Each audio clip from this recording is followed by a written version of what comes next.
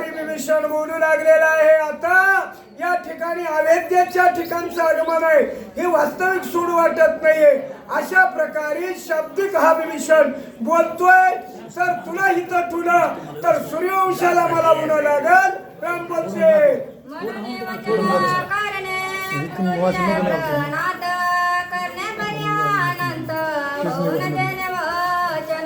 तर विभीषणाचं सुद्धा रामराया त्याचं वर्णन करते. तुझे अगणित उपकार झालेले अशा शब्दानं बोलू लागले.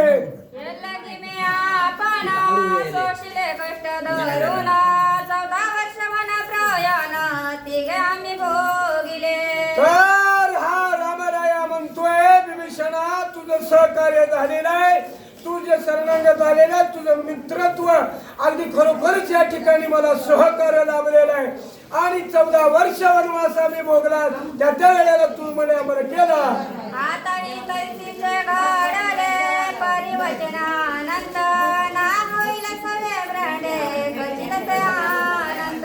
तर या ठिकाणी सुद्धा असला रामराया शाब्दिक रूपाने विभीषणाची स्तुती आणि वर्णन करू लागलेले.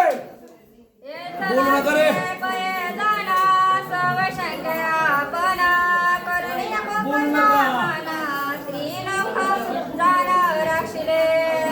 तू सुद्धा काय केलेलं आहे सांगितल्याप्रमाणे प्रजेचं पालन पोटच्या मुलाप्रमाणे तू या ठिकाणी सुख आनंदानं लंकेचं राज्य चालवला.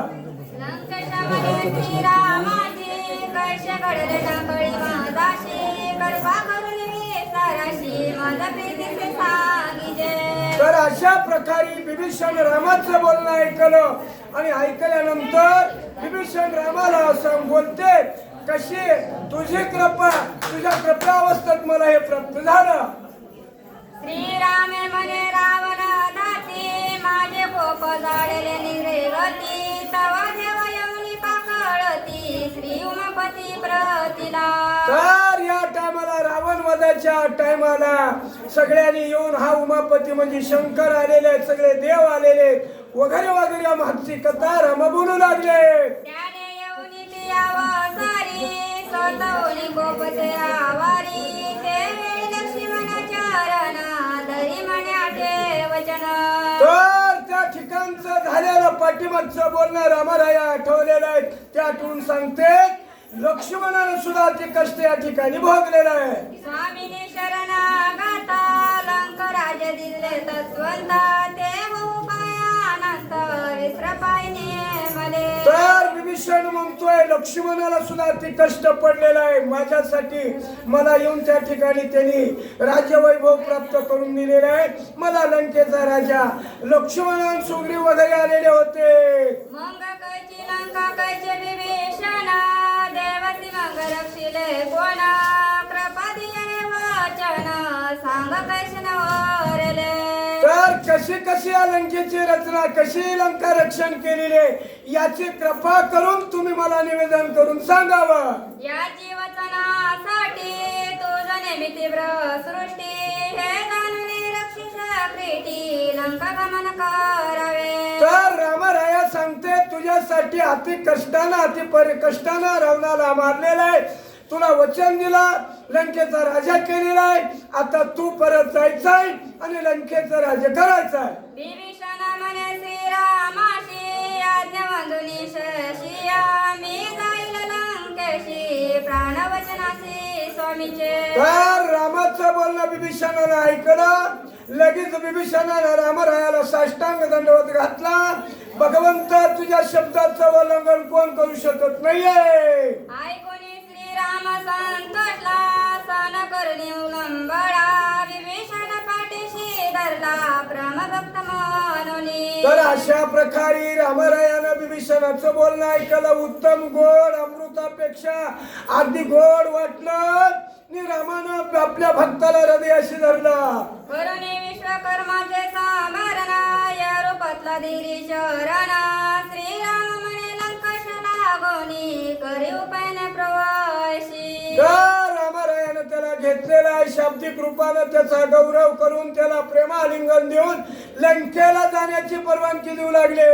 श्रीलंकेची संपत्ती आणून केली लंके मात्र उदास झाली होती ते खरी पुन्हा येतीसी. तर त्या लंकेमध्ये त्रिकुटावर लंका अवघड आहे, पण त्या लंकेत तिन्ही लोकांची संपत्ती आणून या रावणानं घातली होती. आणि त्याचं आता इथनं परत जाऊन तू पालन कर. दुर्गा करुणी उभावणे रत्न खचिते सोना हट्ट बिदियातून भरणा शोभय मना पूर्व. त्या लंकेचे 7 पुऱ्यामध्ये लंका ही सगळ्यात उत्तम आहे.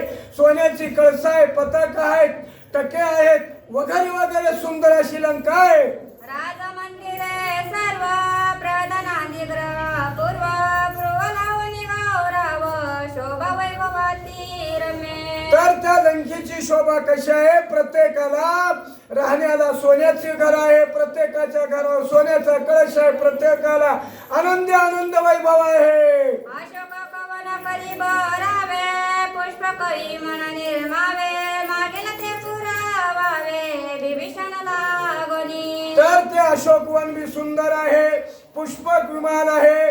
जसं कल्पतरू इच्छा पूर्ण करतोय त्याच न्यायानं पुष्पक विमान सुद्धा करू शकतंय. सुवे पुढे रणगणा रावण सहित रक्ष गणा याचे झाले पूर्व खंदना रक्तमास तरवरी. तर त्या ठिकाणी लंकेच्या ठिकाणी पूर्वी कंदन लढाई झालेली आहे. त्या लढाईच्याच ठिकाणी सगळं ते रणकंदन रक्तमासानं माकून भरून गेलेलं आहे. हस्तीचे झाले डोंगर वने झाले बिभीषत्कार ते करावे मनोहर जैसे पूर्व होती कशी. त्या रणभूमीमध्ये सगळे नासधूस झालेले, हत्तीचे प्रेत आहेत, घोड्याचे वगैरे सगळं झालेलं आहे नाश.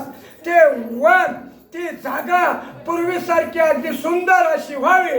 बोलावणी लोक पळासी तुम्ही संख्या करावे बिभीषणाची रावण घरी संपत्ती जशी रावणी विशेषी. आता बोलवा म्हणले त्या लोकपाळाला ती बोलवा. जशी पूर्वीची लंका शोभायमान, कुठलं सुद्धा उन भासोनी, कुठलं सुद्धा काही दिसोनी, या करता लोकपाळाला बोलवला.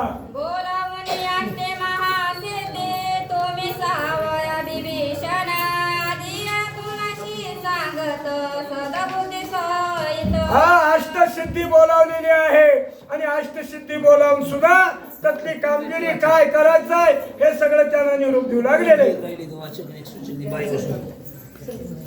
रामकृष्ण हरी.